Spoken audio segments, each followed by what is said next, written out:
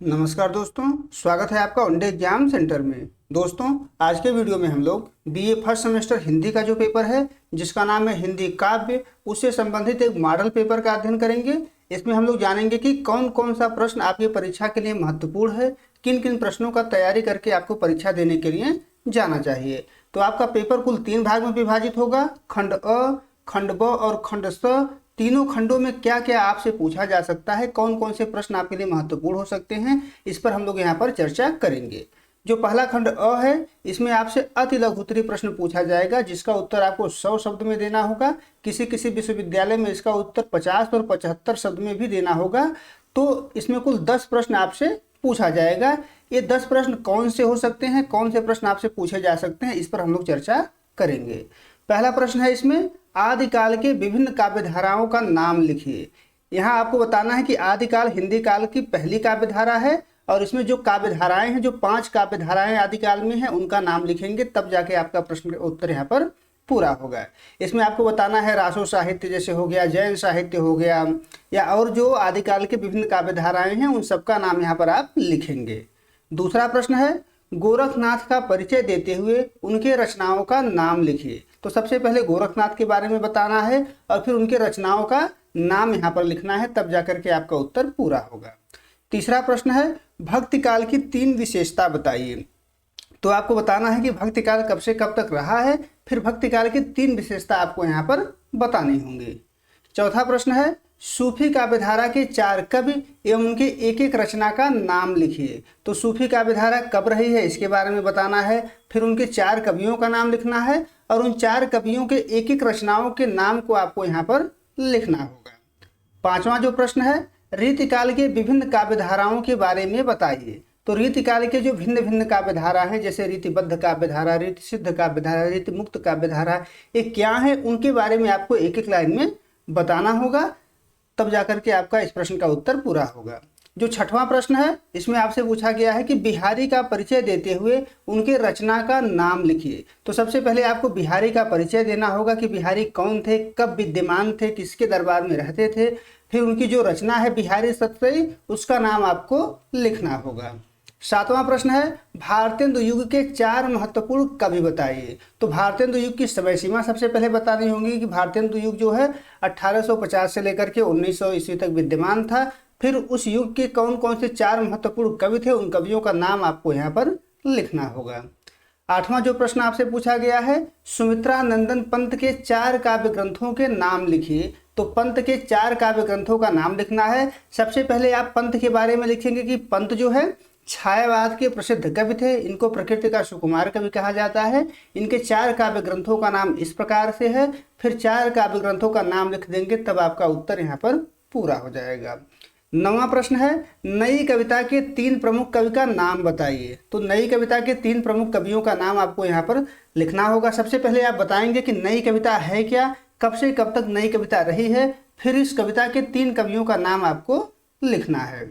10वां प्रश्न पूछा गया है आपसे, नागार्जुन का परिचय दीजिए। नागार्जुन जो प्रगतिवादी कविता के कवि हैं, उनका परिचय यहाँ पर आपको देना होगा। आप उनका जीवन परिचय भी लिखेंगे और साहित्यिक परिचय भी लिखेंगे, यानी किस युग में विद्यमान थे, कब उनका जन्म हुआ था और कौन कौन सी रचना उनके द्वारा की गई थी, ये सभी आप लिखेंगे, तब जाकर के इस प्रश्न का उत्तर आपका पूरा होगा। तो अति लघु उत्तरीय प्रश्नों में आपसे 10 प्रश्न पूछा जाएगा। ये 10 प्रश्न आपसे पूछे जा सकते हैं, तो आप इन प्रश्नों की तैयारी करके जाइएगा।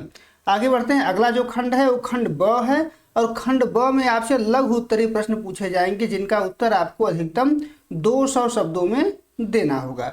आपको बता दें कि जब आपको पेपर मिलेगा परीक्षा में, तो इसमें व्याख्या भी होगा और प्रश्न भी होगा। तो व्याख्या वाला हम यहाँ पर नहीं रखे हुए हैं प्रश्न।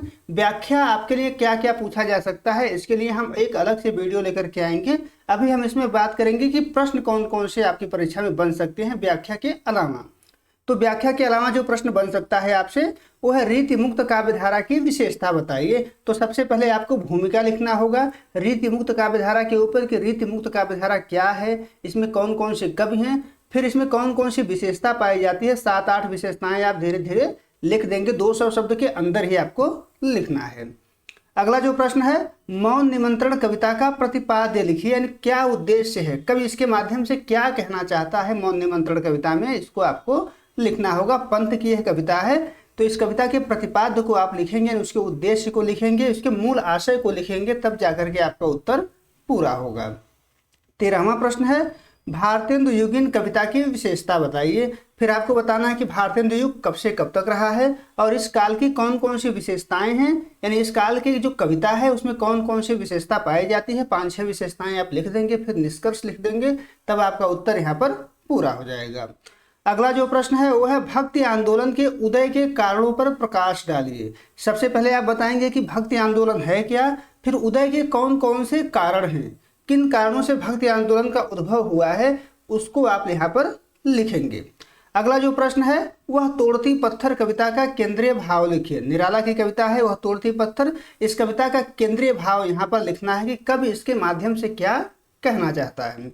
आपको बता दें दोस्तों कि अगर आपके पास प्रीवियस ईयर क्वेश्चन पेपर है या आपका पेपर हो जाता है तो आप हमारे व्हाट्सएप नंबर पर 8307386616 पर उसको व्हाट्सएप कर सकते हैं, हमारे पास अपना पेपर भेज सकते हैं, हम पेपर को सॉल्व करके आपके पास भेज देंगे। आगे बढ़ते हैं। अगला खंड 100 है, जिसमें आपको दीर्घ उत्तरीय प्रश्न का उत्तर देना होगा और इसका उत्तर आपको अधिकतम 500 शब्दों में देना होगा। 500 शब्द में इस प्रश्नों का उत्तर आपको देना होगा। इसमें जो महत्वपूर्ण प्रश्न है वह सूरदास के वात्सल्य वर्णन पर टिप्पणी कीजिए। यहाँ पर सूरदास की कविता में वात्सल्य वर्णन संबंधी कौन कौन सी विशेषता पाई जाती है उसी को आपको लिखना होगा। सबसे पहले भूमिका लिखेंगे और ये बताएंगे कि सूरदास ने अपनी कविता में वात्सल्य का वर्णन किया हुआ है, उन्हें वात्सल्य का सम्राट माना जाता है।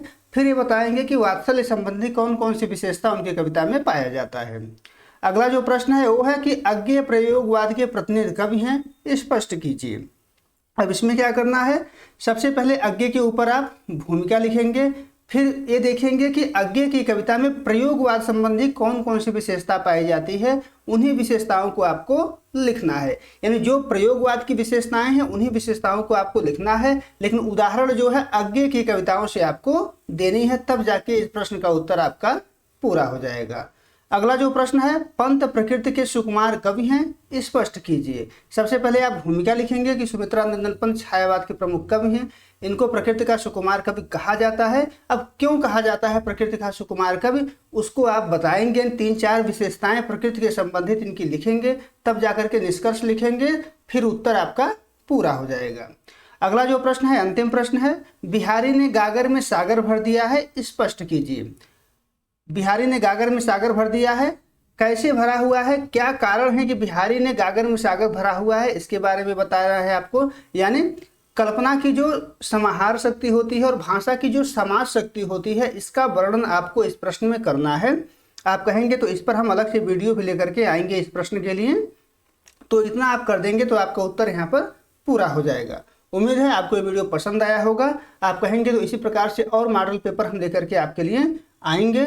इतने प्रश्नों की तैयारी कम से कम आप परीक्षा देने जाने से पहले जरूर कर लीजिएगा। बहुत बहुत धन्यवाद।